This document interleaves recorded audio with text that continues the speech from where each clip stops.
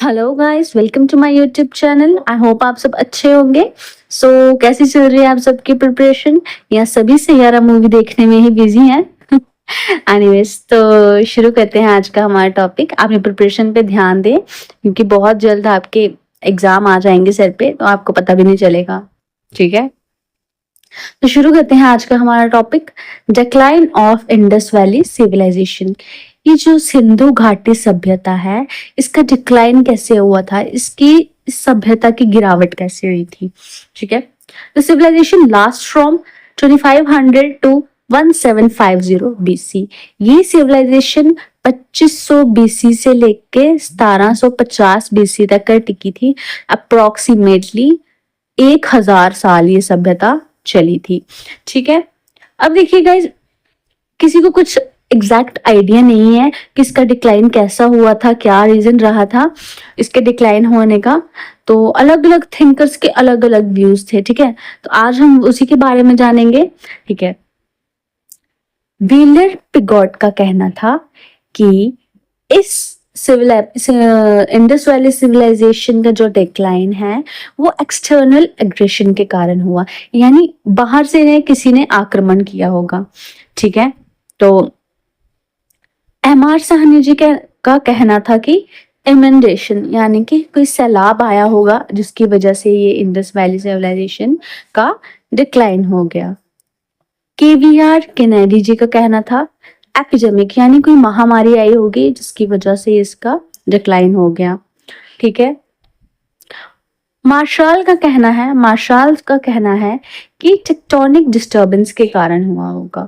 देखो, ये ज्योग्राफी का टॉपिक है टेक्टोनिक डिस्टर्बेंस, फिर मैं आपको बता देती हूँ एक्चुअल में होता क्या है। टेक्टोनिक डिस्टर्बेंस होती क्या है कि जो पृथ्वी है ना, उसकी पृथ्वी की आउटर लेयर क्रस्ट एक सॉलिड टुकड़े टुकड़े में बनती है। ठीक है, इन टुकड़ों को टेक्टोनिक प्लेट्स कहते हैं। ये प्लेट्स कांस्टेंट मूवमेंट में रहती है। जब ये प्लेट्स टकराती हैं, एक दूसरे से दूर हो जाती हैं या एक के नीचे दूसरी चली जाती है, तो इसको डिस्टरबेंस कहते हैं। ठीक है, तो ये डिस्टरबेंस होती किन कारणों से? भूकंप, ज्वालामुखी से, ठीक है, या दूसरे पर्वतों का निर्माण होना, या नदियों के रास्तों का बदलना, या सुनामी। ये टेक्टोनिक डिस्टरबेंस के मुख्य कारण होते हैं। ठीक है, तो व्हीलर का कहना था सडन डिक्लाइन, अचानक से इसका डिक्लाइन हो गया। आरल स्ट्रेन एंड अनघोष जी का कहना है कि कोई क्लाइमेट में चेंज आया होगा जिस वजह से इसका डिक्लाइन हो गया। ठीक है, और यही कहते हैं कि यहाँ तो डेफोरेस्टेशन या पेड़ काट दिए होंगे या साधनों की कमी हो गई होगी।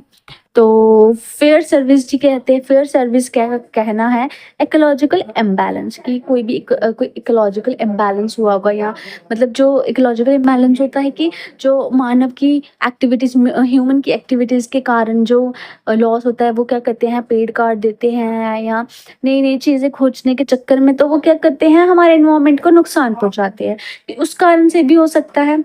मार्शल एस आर राव का कहना है कि बाढ़ आई होगी।